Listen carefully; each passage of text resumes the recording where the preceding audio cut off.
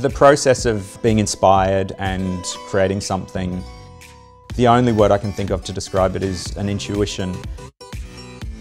Maybe something soft against something hard, something very raw and rough, like a tribal piece against something very sort of elegant and sophisticated. I think it's really interesting to find different things that perhaps don't have an obvious relationship but in some way speak to each other. There's this freedom now in decorating and in design, which is really wonderful. It's always been there, but I think it's particularly prevalent at the moment, and I'm more than happy to go with that. I do find inspiration in many things: film, television, nature, music, popular culture. I think that all these things sort of contribute to one's aesthetic and their aesthetic dialogue.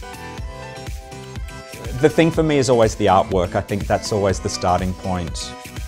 With artwork particularly, I think the most important thing is to have what you love, and even if it's not the most fashionable or not the most fabulous or not what your friends like, I think it's really important to always buy with your heart. I don't like a television to sort of dominate the room. I'd much rather that the room's about conversation and having a drink or having a meal, spending time with people. I think it would be for somebody maybe my age, maybe a little bit older, a single person, maybe a couple, empty nesters, I guess people who have travelled, who like art. The first thing that spoke to me was the scale and the light.